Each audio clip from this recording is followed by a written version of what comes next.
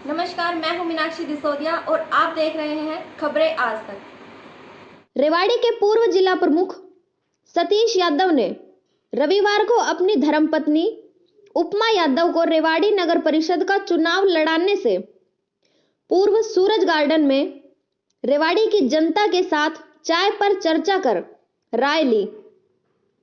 रेवाड़ी की जनता ने दोनों हाथ उठाकर उनका समर्थन किया। सतीश यादव ने कहा कि वे मौजूदा सरकार का धन्यवाद करते हैं, जिसने इस बार नगर परिषद व नगर पालिका के चेयरमैन का चुनाव जनता के हाथ में सौंप दिया। अपने जोशीले संवाद में सतीश यादव ने कहा कि उन्होंने जिला प्रमुख पद पर रहते हुए जनता की भरपूर सेवा की है और अब वे नगर परिषद में भी जनता की सेवा करेंगे। आइए आपको सुनवाते हैं सतीश यादव ने जनता से क्या वायदे किए। वासियों की विजय है। आप सब जो यहाँ पधारे हैं मेरे परिवार के सदस्य हैं और किसी ने मुझे गोदियां खिलाया है, किसी ने मेरे सिर पे प्यार से हाथ रखे हैं, किसी ने मेरे पैरों पे हाथ लगाया, किसी को मैंने उनके किसी के पैर छुए हैं। और ये जो समागम है ये कोई राजनीतिक जलसा नहीं है, न ये वो लोग हैं जो कोई साधन भेज के आए हैं या जिसका कोई रेवाड़ी शहर में होल्डिंग या प्रचार या प्रसार है। ये सिर्फ एक छोटे से बुलावे पे कि हमने अपने पारिवारिक लोगों को बैठ के चर्चा करनी है। और उसका कारण है कि आज से पहले मैं 6, 7, 8 चुनाव लड़ चुका। आपके सामने 3 बार वार्ड का प्रधान रहा, जिला परिषद का मेंबर और चेयरमैन रहा। आपकी भोड़िया या आपकी भाभी या चाची जिला परिषद की मेंबर रही, 2 बार विधानसभा के चुनाव में दूसरे नंबर पर रही। इस तरह से जैसे आज हम बैठे हैं, इस तरह से हमने कभी अपने परिवार से राय मशवरा नहीं, हमारी मजबूरी नहीं है।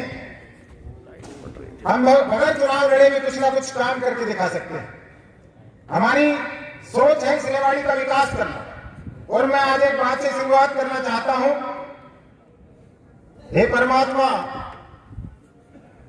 हमें इतनी शक्ति देना कि हम इस शहर के विकास के लिए ना किसी से डरे, ना किसी से झुके, ना किसी से भयभीत हो। और जब भी इस इलाके पे कोई बात आए, अगर हमें अपनी जान की भी कुर्बानी देनी पड़े तो उसमें भी निसंकोच परवाह ना करें, लोगों के बीच में खड़े रहें।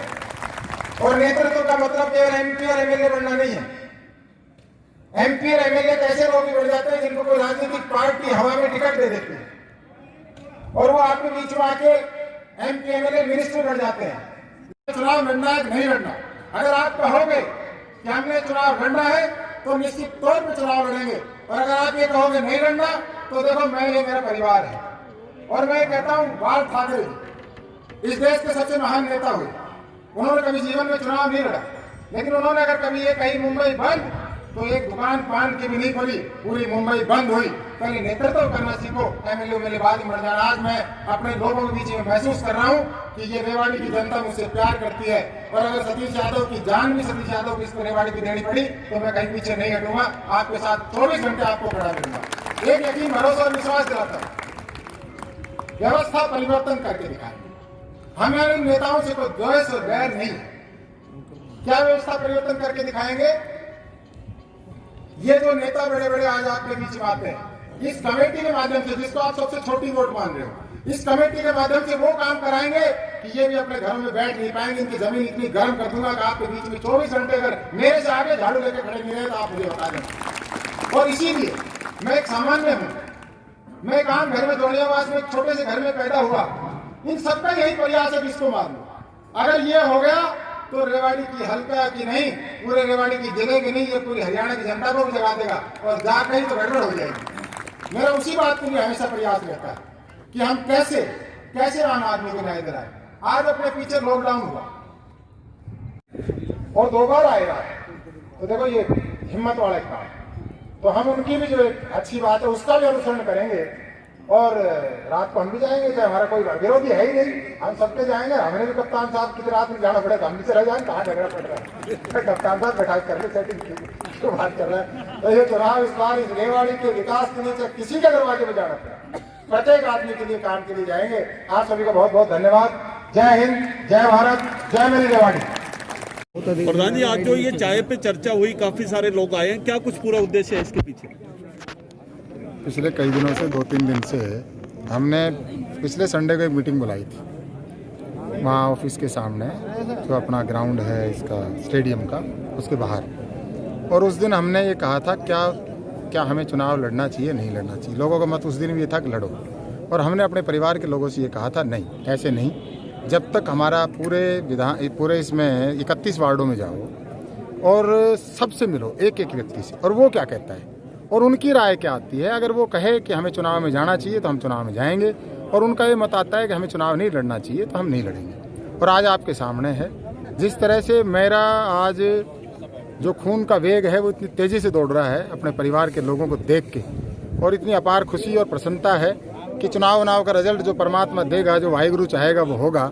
लेकिन जिस तरह से मेरे परिवार ने, जिस तरह से मेरे भाइयों ने, मेरे बुजुर्गों ने, मेरे बच्चों ने, मेरे नौजवान ने, मेरे साथियों ने जिस तरह से प्यार प्रेम आशीर्वाद यहाँ आके दिया, सतीश तो इनका पहले भी जरखरीद था, इनका गुलाम था, और आगे हमेशा रहेगा। पहले बार के चुनाव भी लड़े, विधानसभा का चुनाव भी लड़ा, तो अब क्या कुछ उद्देश्य लेकर के चल रहे हैं जनता के बीच में? अत्री जी, मेरा उद्देश्य पहले भी ये था कि प्रत्येक आदमी को न्याय मिले। जब मैं डिस्ट्रिक्ट बार का प्रेसिडेंट था तो अनेक वकील साथी आए होंगे, उनसे अगर आप बात करेंगे तो उनके बीच में जब मैं गया तो मैंने ये कहा था कि मैं प्रत्येक नौजवान को जो उसकी लाइब्रेरी की परेशानी है या उसकी एक रिकग्नाइज नहीं है नौजवान नया वकील, आप सबको पहचान देंगे, आपकी लाइब्रेरी देंगे, आपके चैम्बर्स की लड़ाई लड़ेंगे, आपकी बैठने की व्यवस्था करेंगे, आप पानी आपको शुद्ध पिलाएंगे, आपकी डायरेक्टरी बनाएंगे, और आपको एक ये देंगे कि क्यों एक बुजुर्गी, क्यों नौजवान राजनीति में क्यों नहीं आ सकता। और वो उनके बीच में हमने साबित की। और आज डिस्ट्रिक्ट बार की one of the best library है, बेस्ट वहाँ चैम्बर्स है, बढ़िया बैठने की व्यवस्था है, बढ़िया वहाँ डायरेक्टरी छपती है, और वहाँ नौजवान वकील ही प्रेसिडेंट बनता है। अभी तक केवल आप ही एक चेहरा थे, इस बार आपकी धर्मपत्नी मैदान में आ रही है, तो क्या लगता है कि कितना कड़ा, यानी जो मुकाबले की अगर बात की जाए, किस तरह से मुकाबला कर पाएंगे दूसरे उम्मीदवारों के मुकाबले? देखिए भाई साहब, चुनाव है, और चुनाव को कभी भी हल्के में नहीं लेना चाहिए, और हर आदमी अपनी तरफ से मजबूती से लड़ता है। जो भी कोई दूसरे वो भी मजबूती से लड़ेंगे, हम भी मजबूती से लड़ेंगे। फैसला जनता करती है, और जनता किस तरह से लेगी वो पब्लिक का फैसला है, हमारा नहीं है। सहयोग और समर्थन की बात अभी आपने कही, किसको साथ लेकर के चुनाव लड़ेंगे या अकेले मैदान में रहेंगे? देखिए, सहयोग और समर्थन आपको पता है मैं पिछली बार किनके साथ था, और निश्चित तौर पे मैं उनसे, मेरे बड़े भाई हैं, उनसे बात करूँगा, और मुझे उम्मीद है कि वो मुझे समर्थन देंगे, निश्चित तौर पे मुझे समर्थन देंगे। मैं भाई रणधीर सिंह कापड़ियावास की बात कर रहा हूँ, अगर आप नाम भी सुनना चाहो, और निश्चित तौर पे वो मुझे प्यार प्रेम और आशीर्वाद देंगे। और भी यहाँ जो अनेक जो नेता हैं जो इस इलाके में विकास की सोच रखते हैं, मुझे किसी से गुरेज और परहेज नहीं है मिलने। मैंने अभी थोड़ी देर पहले कहा कि मुझे तो अगर इस इलाके में विकास के लिए, जो मेरे से छोटा है, चाहे मेरे से यहाँ का जो विधायक है, चाहे वो विपक्ष का है, मैं तो उनसे भी सहयोग लूँगा।